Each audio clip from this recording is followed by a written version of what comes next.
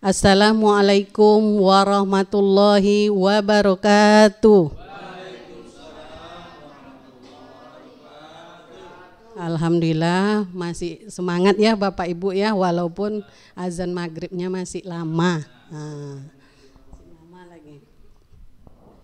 Baiklah, yang saya hormati Bapak Ibu sholat zuhur berjamaah yang dirahmati Allah. Ustazanya. Puji dan syukur kehadiran Allah Subhanahu wa Ta'ala, yang mana pada saat ini kita masih diberi kesehatan, kesempatan untuk berkumpul di kantor yang kita sangat cintai ini. Masih bisa melaksanakan sholat zuhur berjamaah dan mendengarkan tausiah dari Ustadz dan Ustazah. Baiklah, mungkin Bapak Ibu sudah tidak sabar mendengarkan tausiah dari Ustazah kita yang telah hadir di depan kita, yang sangat dinanti-nantikan. Baiklah, saya sebagai ini tidak memperpanjang mukadimah, kepada Ustazah yaitu Bu Anat Hara SAI dipersilakan dengan waktu yang seluas-luasnya. Kepada Ibu dipersilakan. Assalamualaikum warahmatullahi wabarakatuh.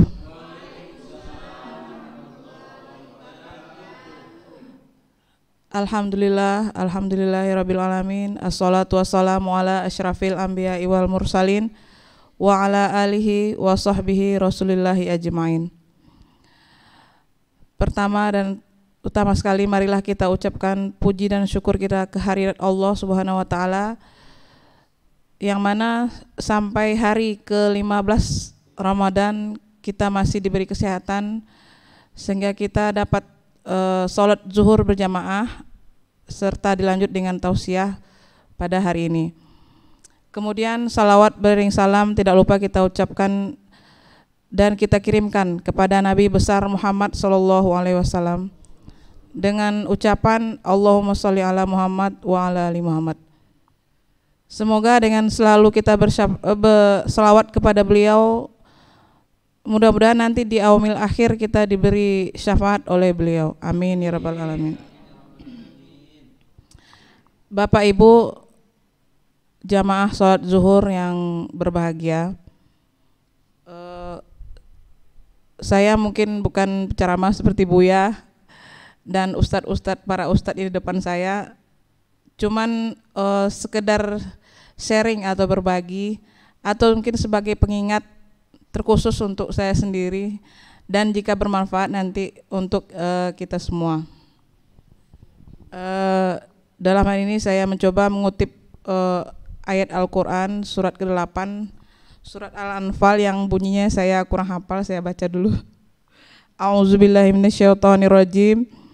Innamal mu'minuna allazina iza dzukirallahu wajilat qulubuhum wa iza tuliyat alaihim ayatuhu zadatuhum imanan wa ala rabbihim yatawakkalun. Allazina yuqimuna shalah wa mimma razaqnahum yunfikun ulaika humul mu'minuna haqqan lahum darajatun inda rabbihim wa maghfiratun wa rizqun karim. Sadaqallahul azim.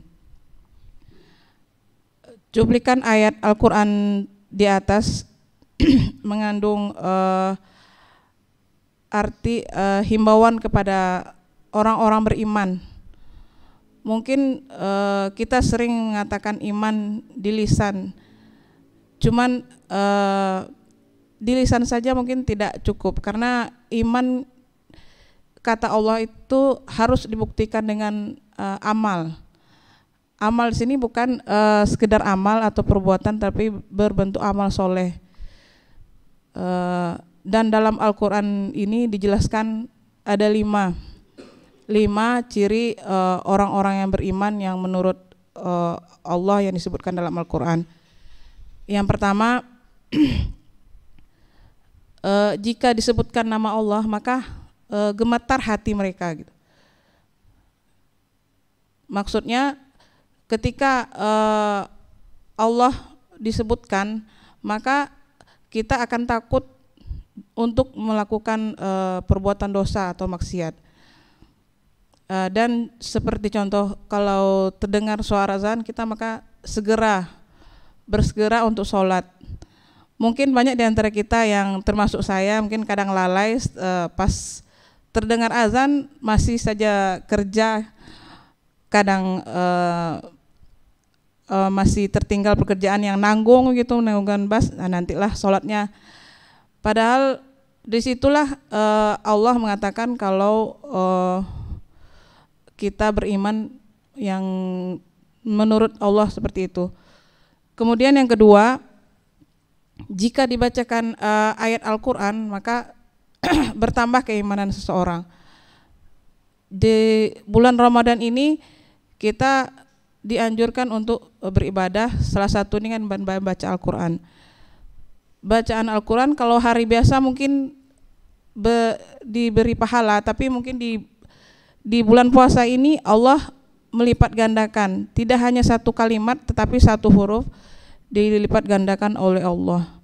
Karena itu Bapak Ibu jemaah sholat zuhur yang berbahagia, mari kita pergunakan kesempatan yang mungkin sudah setengah bulan lewat, tinggal 15 hari insya Allah.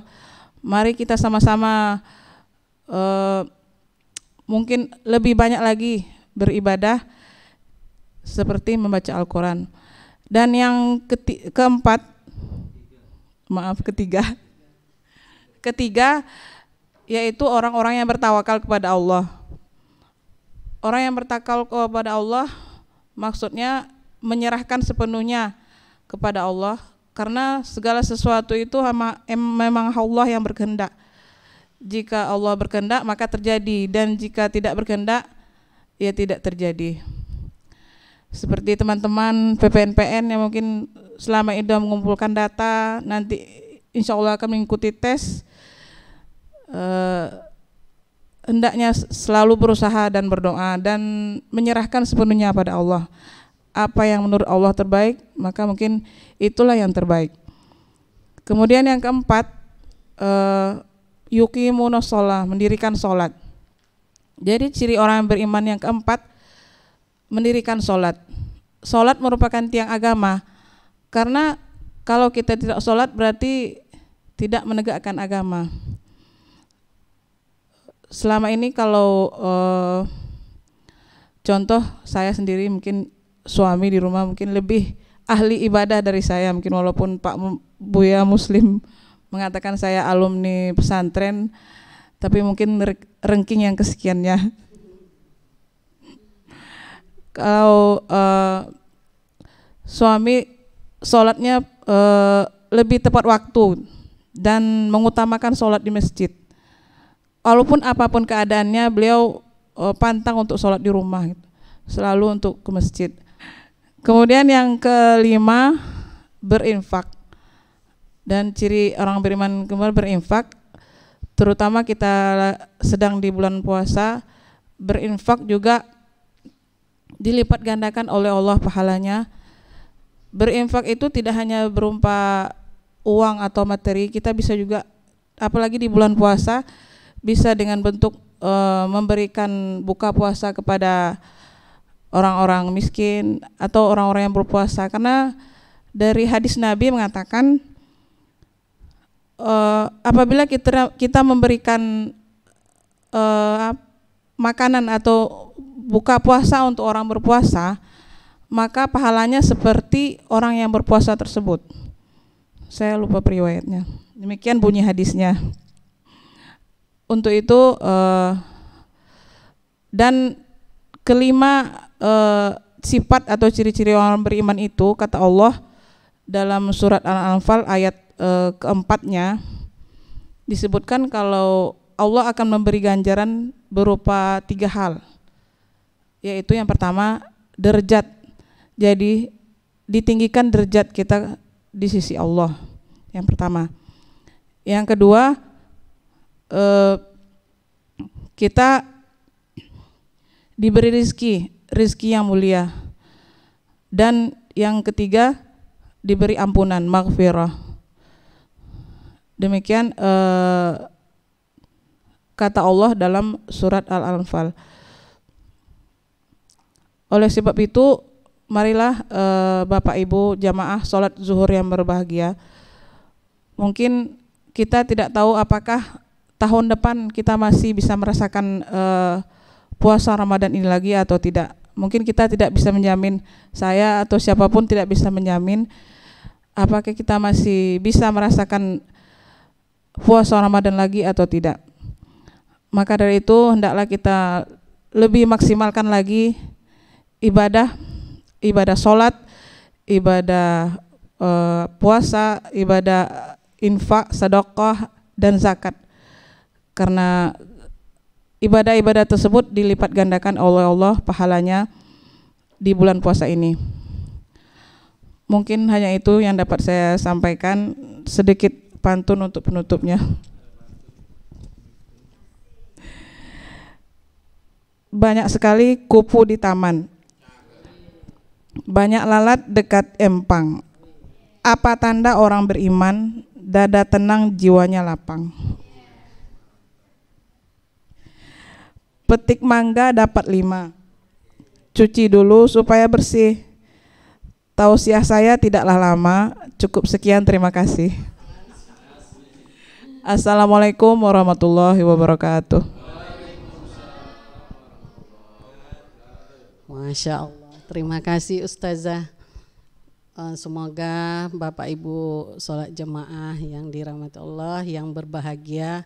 Apa yang disampaikan Ustazah semoga jadi bermanfaat untuk kita semua, teruntuk untuk diri saya sendiri.